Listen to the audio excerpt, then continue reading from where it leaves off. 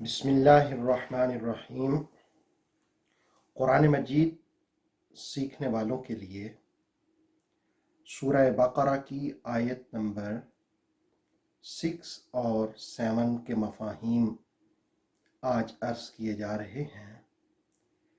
اس سے پہلے آپ سورہ بقرہ کی پہلی 5 آیات کے پیش نظر متقین کی 5 صفات ملاحظہ کر چکے ہیں۔ آج آپ 6 اور 7 نمبر آیت میں جن باتوں کو جانیں گے ان میں سب سے پہلی بات کفر کا معنی کیا ہوتا ہے، اور نمبر 2 یہ بات جانیں گے کہ انذار قرآن حکیم نے مختلف جگہوں پر استعمال کیا، انذار کا مفہوم کیا ہوتا ہے، اور تیسرے نمبر پر قلب، سمع اور ابصار اور غشاوہ کے معانی جانیں گے، اور چوتھے نمبر پر ہم یہ جانیں گے کہ اگر کوئی داعی اللہ اصلاح کی کوشش کرتا ہے، لوگوں کو دین کی دعوت دیتا ہے اور لوگ اس کو قبول نہ کریں تو کیا اس کو اجر ملتا ہے یا اجر نہیں ملتا؟ آئیے سورہ بقرہ کی آیت نمبر 6 اور 7 کے مفاہیم جانتے ہیں۔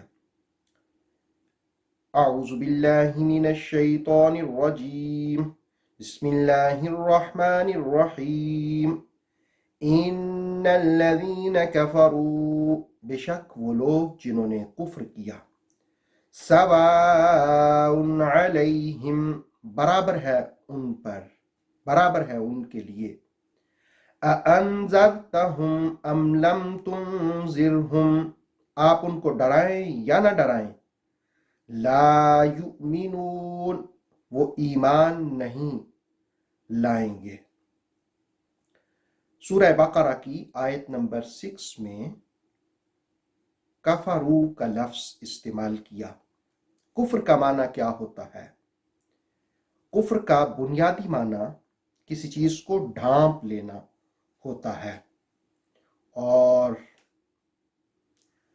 کوئی بھی چیز ڈھانپ لے، رات کے وقت اندھیرا پوری کائنات میں پھیل جاتا ہے، عرب لوگ رات کو بھی کافر کہہ دیتے ہیں۔ کوئی بھی چیز جس سے کوئی چیز چھپا دی جائے تو اس کے لیے یہ لفظ استعمال ہوتا ہے۔ معنی انکار کرنا بھی ہے، یعنی رسول پاک علیہ الصلاۃ والسلام جو احکام لے کر آئے انسانیت کی طرف، ان احکامات کا انکار کرنا، ان پر بیلیف نہ رکھنا، ان پر یقین نہ رکھنا، یہ کفر ہوتا ہے۔ اس کے بعد دوسرا لفظ جو قابل توجہ ہے اس آیت میں وہ ہے اَأَنذَرْتَهُمْ أَمْ لَمْ تُنذِرْهُمْ، ایک ہی اصل سے دو لفظ استعمال کیے، اَأَنذَرْتَهُمْ أَمْ لَمْ تُنذِرْهُمْ، تُنذِرْهُمْ اور أَنذَرْتَهُمْ ان کی روٹ ایک ہے، اور وہ ہے ڈرانا۔ عام طور پر اس کا معنی کیا جاتا ہے۔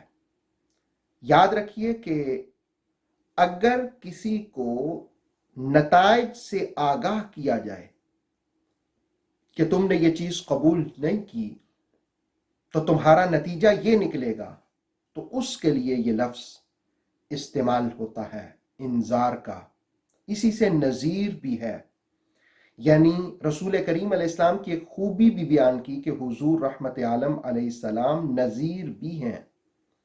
اس کا مفہوم یہ ہوگا کہ رسول کریم علیہ السلام ایسے داعی ہیں، ایسے دعوت دینے والے ہیں کہ جو انسانوں کو یہ بھی بتاتے ہیں کہ اگر تم نے اس دعوت کو قبول نہ کیا تو پھر تمہارا انجام اچھا نہیں ہوگا، پھر دوزخ تمہارا مقدر بن جائے گی، پھر آگ میں جلنا تمہاری قسمت بن جائے گی، فلہذا کفر سے تائب ہو اور ایمان کی دولت سے فیض یاب ہو جاؤ۔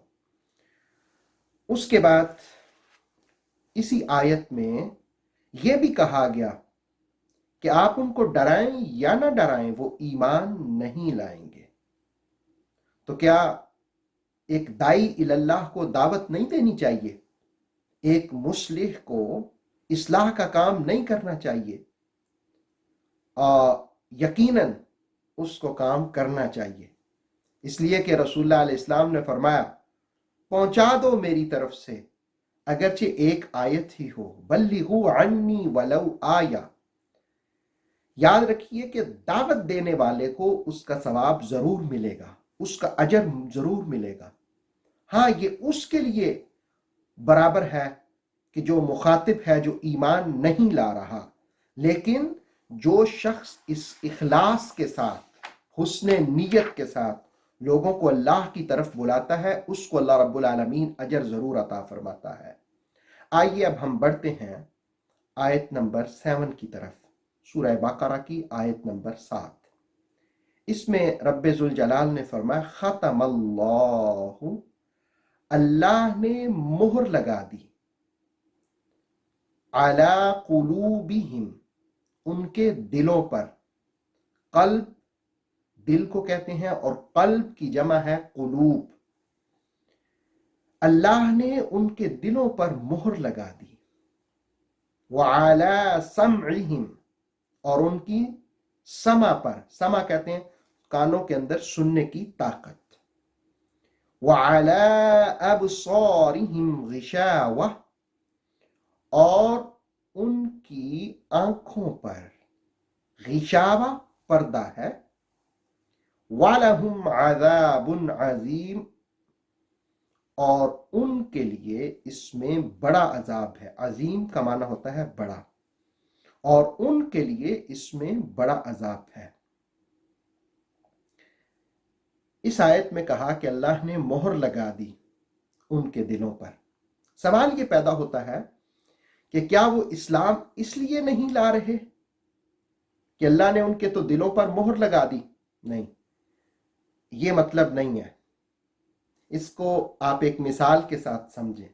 ایک ماہر، ایکسپرٹ ڈاکٹر ہو اور اس کے پاس ایک مریض آئے اور مریض کی حالت بہت خراب ہو جائے، اور ڈاکٹر اپنے تجربے کی بنیاد پر یہ کہے کہ اس مریض کا بچنا بہت مشکل ہے، ناممکن ہے، تو جس وقت ڈاکٹر اپنے تجربے اور ایکسپیرینس کی بنا پر یہ کہتا ہے کہ اس کا بچنا امپاسبل ہے، تو اس کا یہ مطلب نہیں ہے کہ وہ کل کو مریض مر جائے تو آپ کہیں ڈاکٹر نے کہہ دیا تھا تو اس لیے یہ مر گیا ہے۔ نہیں نہیں، ہرگز ایسا نہیں ہے۔ دراصل اس نے اس کی کنڈیشن کو دیکھا، اس کی حالت کو دیکھا، اس کے مرض کو دیکھا، اس کی بیماری کو دیکھا، اور اس بنیاد پر اس نے کہا کہ یہ اب بچنے والا نہیں ہے۔ وہ لوگ جو ایمان کی دولت سے محروم ہیں، ان کا رویہ، ان کا ایٹیچیوڈ اور ان کا کردار اور ان کی حرکتیں اور پھر ان کا کردار، ان ساری چیزوں کو جس وقت رب ذوالجلال نے ملاحظہ فرمایا تو رب کائنات نے کہا کہ یہ چونکہ ایمان نہیں لائیں گے کیونکہ ان کی حرکتیں ہی ایسی ہیں، فلہذا اب میں نے ان کے دلوں پر مہر لگا دی ہے۔ یہ نہیں ہے کہ مہر لگائی تو وہ ایمان نہیں لا رہے، بلکہ ان کے ایمان نہ لانے کی وجہ سے، ان کی حرکتوں کی وجہ سے اللہ رب العالمین نے ان کے دلوں پر مہر لگا دی، ان کی سماعت پر مہر لگا دی۔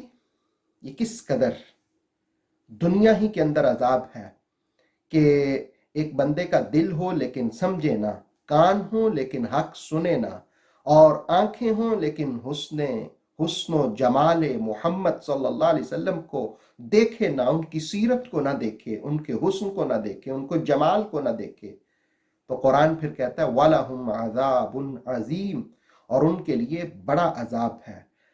اللہ رب العالمین کی بارگاہ میں التجا ہے کہ ان دونوں آیات کا مفہوم سمجھ کر ہمیں کفر سے اور کفر کی حرکات سے محفوظ فرمائے، اور اللہ تعالی ہمیں دین اسلام کی ترویج و اشاعت کے لیے کام کرنے کی توفیق عطا فرمائے۔ اتھینٹک اسلامک نالج کے لیے دیکھتے رہیے نور وحی YouTube channel. Please like, subscribe and share.